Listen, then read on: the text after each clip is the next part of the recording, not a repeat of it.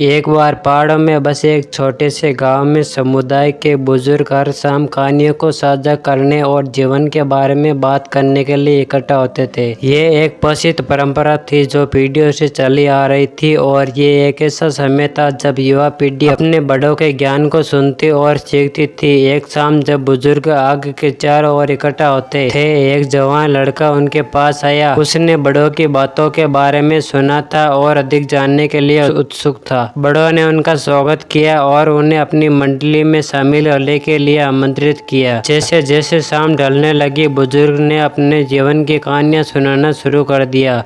प्रेम और हानि, विजय और त्रासदी की कहानियां और सबक जो उन्होंने रास्तों में सीखे। युवा लड़के ने गौर से सुना। उसकी आंखों में आश्चर्य से चौड़ी हो गई क्योंकि उसने एक बीते युग की कहानियां सुनी। जैसे जैसे रात होने लगी, बुजुर्ग ने गांव के सामने आने वाली चुनौतियों, बदलती जलवायु, बाहरी लोगों के आमद और पारंपरिक मूल्यों के शरण के बारे में बात करना शुरू कर दिया। उन्होंने अपने जीवन के तरीके को संरक्षित करने और आने वाली पीढ़ियों को अपनी परंपराओं को पारित करने के महत्व पर चर्चा की। युवा लड़के ने ध्यान से सुना और देखा। जैसे ही उसके घेरे के चारों ओर देखा, उसने महसूस किया कि प्रत्येक बुजुर्ग के पास एक अद्वितीय दृष्टिकोण और मूल्यवान योगदान था। उन्होंने देखा कि वे न केवल बुद्धिमान थे बल्कि दयालु और दयावान भी थे। उन्होंने अपने जीवन में उनकी उपस्थिति की कृतज्ञता की गहरी भावना महसूस की। उस दिन से वे लड़का बड़ों की बातों में नियमित आने लगा। उन्होंने उनकी कहानियों को सुना और सीखा